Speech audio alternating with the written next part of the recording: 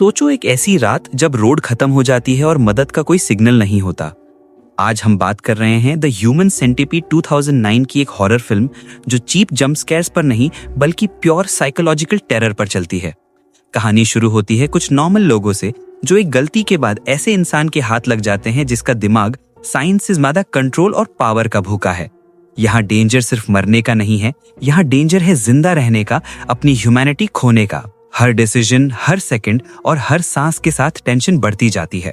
दुश्मन सामने ही है पर उसकी सोच और नीयत और भी ज्यादा डरावनी है। ये मूवी आपसे पेशेंस मांगती है और बदले में आपको एक ऐसा एक्सपीरियंस देती है जो अनकंफर्टेबल है, डिस्टर्बिंग है और भूलना मुश्किल। अगर आप सिर्फ हॉरर नहीं बल्कि ह्यूमन लिमिट्स का डार्क टेस्ट देखना चाहते हो तो ये स्टोरी आपको झटका देगी। वीडियो शुरू करने से पहले अगर आपको ऐसे सीरियस मूवी ब्रेकडाउन्स पसंद है तो लाइक और सब्सक्राइब कर देना बिना शोर के, बिना ड्रामा के। So now with that said, let's roll the intro.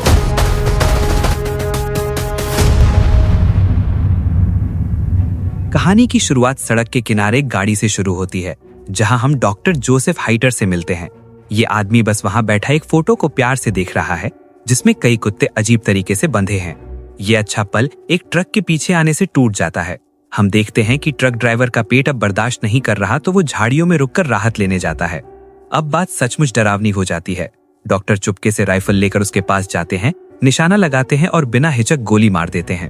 बाद में रात ढलते हम एक होटल में पहुंचते हैं। अब हम जेनी और उसकी रूममेट लिंसे से मिलते हैं। ये दो औरतें अच्छा क्लब ढूंढने निकली हैं ताकि रात भर नाच सकें। जेनी नजदीकी क्लब का रास्ता देख रही है तो लिंसे को दोस्त एमिली का फोन आता है।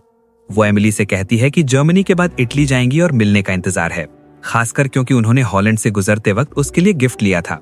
ये बात खत्म करके वो एमिली को उस जर्मन बारटेंडर के बारे में बताती है जो बहुत अच्छा लग रहा था और क्लब पर बुलाया था। पर जैसे ही सफर शुरू करती है तो जंगल के बीच पूरी तरह भटक जाती है। जेनी कहती है पीछे मुड़ो क्योंकि पता नहीं कहाँ जा रहे हैं। फिर हालत और खराब हो जाती है जब मोड़ लेती है और आगे का टायर फट जाता है।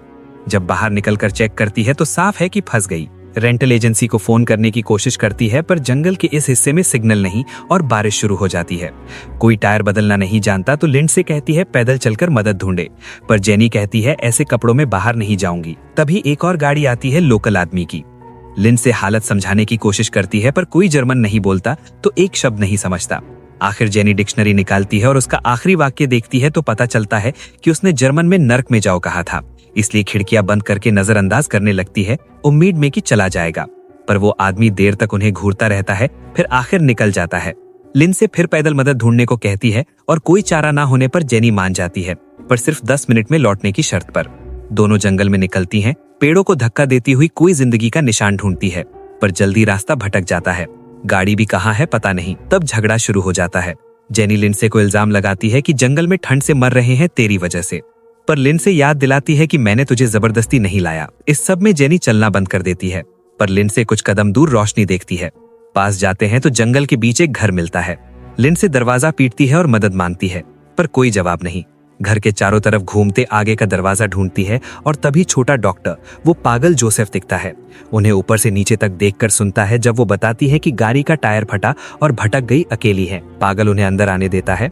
अंदर आने पर वो उन्हें लिविंग रूम ले जाता है ताकि फायरप्लेस के पास गर्म हो सके। फिर पूछता है कि क्या वो टूरिस्ट हैं। जेनी और लिन से बताती है कि यूरोप घूम रही हैं, न्यूयॉर्क से हैं। फिर कहती है रोड साइड असिस्टेंस को फोन करो, पर डॉक्टर उनकी बात इग्नोर करके पूछता रहता है कि परिवार से कोई रिश्ता है क्या। जब साफ होता है कि सिर्फ दोस्त हैं तो फोन करने को मान जाता है, पर पानी का ग्लास तैयार करते वक्त चुपके से उसमें अजीब चीज घोल देता है। हम देखते हैं कि वो जोर से फोन करने का नाटक करता है ताकि औरतें शक न करें। इस वक्त जेनी और लिंसे से उसका अजीब व्यवहार नजरअंदाज कर देती हैं और पानी पी लेती हैं। अजीब माहौल तोड़ने के लिए जेनी पूछती है कि बीवी के साथ रहते हैं क्या। डॉक्टर जवाब देता है कि किसी के साथ नहीं रह सकता क्योंकि इंसानों से नफरत है। ये सुन लिंसे को लगता है मजाक कर रहा है और हंसते हंसते पानी गिरा देती है। ये देख हाइटर का पारा चढ़ जाता है। वो उसे बेवकूफ सुअर कहता है, गुस्से में कि दवा बर्बाद हो गई जो उन्हें शांत करने के लिए थी। जेनी कहती है हम अपना गिलास बांट लेंगे। जब हाइटर मोप लेने जाता है तो दोनों औरतें समझ जाती हैं कि जल्दी यहाँ से निकलना है। उधर पागल डॉक्टर बेसमेंट में जाता है जहाँ पूरा क्लिनिक बना रखा है और एक बेहोश मरीज गर्मी पर बंधा है। जल्दी चेकअप करके दूसरी दवा लेता है और ऊपर लौटता है। उसी वक्त जेनी के पिए पानी में मिली दवा का असर शुरू हो जाता है। जब वो ऊपर आता है तो जेनी बहुत थकी लग रही होती है। लिंडसे हाइटर से टैक्सी बुलाने को कहती है। वो साफ मना कर देता है। जेनी को बेहोश सा देखकर लिंडसे को बताता है कि जेनी ने जो पिया वो बहुत थकान, चक्कर, दिशा भूलना और यादें होने वाली दवा थी। ठीक उसी वक्त लिंडसे को भी असर महसूस होने लगता है, पर कम डोज होने की वजह से विरोध कर रही है, इसलिए हाइटर तेजी से काम करता है और उसे ज्यादा मजबूत डोज इंजेक्शन से दे देता है। अगली सुबह पागल डॉक्टर अपना दिन शुरू करता है, अकेला नाश्ता करता है और जेनी लिंडसे की आईडी फेंक देता है। बाद में लिंडसे होश में आती है तो खुद को बेसमेंट क्लिनिक में गरनी पर बंधा पाती है। जेनी भी वहाँ है और शुरू में देखा ट्रक ड्राइवर भी बंधा और मुंह बंद है। उसकी चीखें सुनकर ट्विस्टेड डॉक्टर आता है, पर उसकी गालियां इग्नोर करके ट्रक ड्राइवर के पास जाता है। उसे कहता है कि तू एक्सपेरिमेंट के लिए फिट नहीं निकला, इसलिए फेंकना पड़ेगा। फिर कुछ इंजेक्शन लगाता है जिससे उसका दिल तेज चलने लगता है और आखिर रुक जाता है। फिर लाश ढककर गार्डन में उथली कब्र में दफना देता है। बाद में शिकार से थककर लौटता है तो इस बार जापानी लड़का कात्सुरो पकड़ा है। हाइटर उसे खुशी से देखता है औरतों की तरह, उन्हें एक एक करके होश में लाता है जैसे पालतू जानवर हो। कात्सुरो की छोड़ो और ये कौन हो चीखें इग्नोर करता है। कुछ देर बाद डॉक्टर यूनिफॉर्म में आता है और उनसे बात करता है। प्रोजेक्शन दिखाता है कि रिटायर हो चुका है, पर सर्जन के तौर पर दुनिया भर में मशहूर है, खासकर जुड़वा बच्चों को अलग करने में एक्सपर्ट। अपनी जीनियस की बात करता है और फिर नई खोज बताता है। 6 महीने पहले ऐसी सर्जरी डिजाइन की जो कभी नहीं हुई, इस बार अलग करने की नहीं, जोड़ने की। बताता है कि 3 कुत्तों को जोड़कर एक खूबसूरत जानवर बनाया। फिर गर्व से कहता है कि 3 मरीजों के टिश्यू परफेक्ट मैच है, पर पक्का करने के लिए आगे की बात बताता है। सबको जोड़ेगा, पहले घुटनों के लिगामेंट काटेगा ताकि पैर सीधे ना हो, फिर दांतों का बीच का हिस्सा निकालेगा ताकि मुंह हमेशा खुला रहे, फिर दूसरे और तीसरे के होठ आगे वाले से जोड़ेगा ताकि खाने का एक ही रास्ता हो। फिसलने से बचाने के लिए मुंह की स्किन काटकर 2 लिगामेंट जैसे ग्राफ्ट बनाएगा जो जबड़े की हलचल कम करेंगे। इस तरह डाइजेस्टिव ट्रैक्ट से जुड़ा सियामिस ट्रिपलेट बनेगा और इसके लिए नाम रखा है ह्यूमन सेंटिपीड। अगले दिन पागल ट्रांसफॉर्मेशन शुरू करता है। कात्सुरो को जनरल एनेस्थीसिया देकर बेहोश करता है ताकि दर्द ना हो। जेनी के साथ जारी रखता है। इधर लिंडसे दांतों से बंधन तोड़ने की कोशिश करती है। डॉक्टर देर लगाता है तो वो आजाद हो जाती है, पर नस फट जाती है। घर में भागती है, बाहर निकलने का रास्ता ढूंढती है, पर सारे दरवाजे बंद। एक कमरे में छुप जाती है। ज्यादा देर नहीं लगती, डॉक्टर उसे ढूंढ लेता है। लिंडसे उसे पागल कहती है तो हाइटर कबूल करता है कि उसका दिमाग अलग काम करता है। चेतावनी देता है कि दरवाजा ना खोला तो घुटने काट दूंगा और दांत एक एक करके निकालूंगा बिना एनेस्थीसिया। जब लगता है डॉक्टर चला गया तो लिंडसे लैंप हथियार बनाकर पीछे के दरवाजे भागने की प्लान करती है, पर जल्दी समझ जाती है कि डॉक्टर राइफल लेकर इंतजार कर रहा है। लिंडसे के पास चाबियां थी, इसलिए हाइटर को ग्लास तोड़ने में वक्त लगता है, पर वो चाबियां वापस ले लेती है और भागने ही वाली होती है कि फिसल कर पूल में गिर जाती है। वहां रोते हुए मिन्नत करती है कि उसे और दोस्त को छोड़ दे, कात्सुरो की कुर्बानी दे देगी। डॉक्टर बताता है राइफल ट्रैंकिनाइजर गन है, क्योंकि मारना नहीं चाहता, जिंदा रखना है। लिंडसे गोली बचाने पानी में डुबकी लगाती है, पर फेफड़े ज्यादा देर नहीं टिकते। डॉक्टर बताता है कि कुत्तों पर ऑपरेशन किया तो एक भागने की कोशिश में जमीन खोद रहा था। सजा में उसे सेंटीपीड के बीच रखा जहां दर्द दोगुना होता। फिर लिंडसे को शुक्रिया कहता है क्योंकि अब पक्का हो गया कि वो बीच में रहेगी। लिंडसे मार डालने की मिन्नत करती है, पर पागल पूल की सतह पर जाल डालने वाला सिस्टम चालू कर देता है ताकि वो पास आए और गोली मार सके। पर लिंडसे पूरी तरह पानी में डुबकी लगा लेती है और किस्मत से घर की बिजली चली जाती है। डॉक्टर बिजली ठीक करने जाता है तो लिंडसे बाहर निकलती है। पागल डॉक्टर का ध्यान हटता देख लिंडसे गार्डन भागने के बजाय क्लिनिक लौटती है दोस्त बचाने।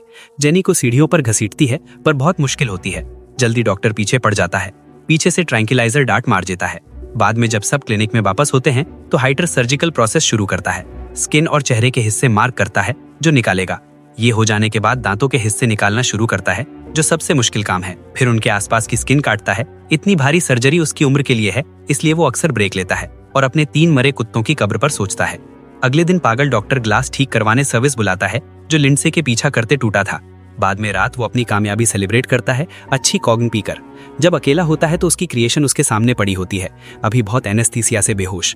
पर आज हाइटर फैसला करता है कि प्रोसेस पूरा हो गया, इसलिए कात्सुरो को होश में लाता है जो ह्यूमन सेंटीपीड का आगे वाला है। उसकी हलचल लिंडसे और जेनी को दर्द देती है, उन्हें उसकी हर हरकत फॉलो करनी पड़ती है। इधर हाइटर अपनी कामयाबी और जीनियस पर इतराता है और फोटो सेशन करता है। कात्सुरो मिन्नत करता है दर्द खत्म करो, पर पागल डॉक्टर उन्हें आईना देता है ताकि खुद को और सेंटीपीड के दूसरे हिस्से देखें। उसकी खुशी इतनी है कि आईने को चूमते हुए आंसू भी निकल आते हैं।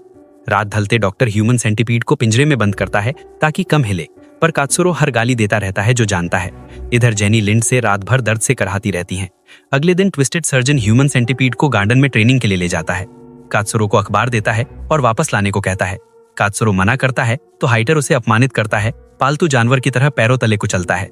बाद में डिनर टाइम पर कात्सुरो को कुत्ते के बर्तन से खाना देता है। भूख से पागल कात्सुरो खाने पर टूट पड़ता है, पर हाइटर को स्टेक खाते देखता है। चुपके पास जाता है और काट लेता है। साफ कहता है कि मैं तेरा कुत्ता नहीं। सजा में डॉक्टर कात्सुरो के चेहरे पर लात मारता है। बेहोश होने से पहले हाइटर चेतावनी देता है कि अगली बार हमला किया तो सारे दांत निकाल दूंगा। सुबह जैसे ट्विस्टेड सर्कस जानवर की ट्रेनिंग जारी। डॉक्टर कात्सुरो को फिर काटने की चुनौती देता है, अब लेदर बूट्स और ट्रेनर की विप लेकर। पर अब कात्सुरो झुक जाता है और हाइटर उसे कायर कहता है। कात्सुरो मुकाबला टालने पीठ फेर लेता है। ये देख डॉक्टर और गुस्सा होता है, सजा देने तैयार होता है और पीठ पर विप मारने लगता है। उसी वक्त कात्सुरो लिंडसे को चेतावनी देता है कि अब कंट्रोल नहीं कर पाऊंगा। माफी मांगते हुए सब छोड़ देता है, जो लिंडसे के मुंह और डाइजेस्टिव ट्रैक्ट में जाता है। वो नया खाना सारा दिन सहन करती है, पर रात ढलते उसकी रोने की आवाज हाइटर को जगाती है। नींद न आने से तंग आकर वो चेतावनी देता है कि अगर रोना बंद ना किया तो कल वोकल कॉर्ड्स काट दूंगा। फिर नजर रखने के लिए उन्हें पूल के किनारे बांध देता है और खुद नंगा तैरने लगता है। वो तैरने में इतना मशगूल कि ह्यूमन सेंटीपीड बंधन खोल लेता है। चुपके बाहर निकलने की कोशिश करते हैं पर धीमे हैं और डॉक्टर को पता चल जाता है। वो तारीफ करता है कोशिश की, भागने का मौका भी देता है, पर दूर नहीं जा पाते तो जल्दी पकड़ लेता है और गुलामों जैसी सजा देता है। दिन गुजरते हैं और अगले मेडिकल चेकअप में डॉक्टर कात्सुरो चेक करता है, अभी ठीक है। लिंडसे चेक करता है तो कब्ज मिलती है। जेनी के मुंह को जोड़ने वाली जगह पर घाव संक्रमित हो गए। समझ जाता है कि वो मर रही है। साफ कहता है कि बदलनी पड़ेगी। मेडिकल चेकअप फोन से रुकता है। हाइटर फोन उठाता है तो कात्सुरो मदद के लिए चीखने लगता है, पर हाइटर फौरन चुप करा देता है। हम देखते हैं हाइटर पुलिस से बात कर रहा है, जो बाहर उसके घर पर हैं। डॉक्टर लैब कोट और बूट्स उतारकर डिटेक्टिव्स क्रैंस और वॉलर से मिलने जाता है। अंदर घुसते ही बेसमेंट से मदद की चीखें गूंजती हैं, पर सुनाई नहीं देती।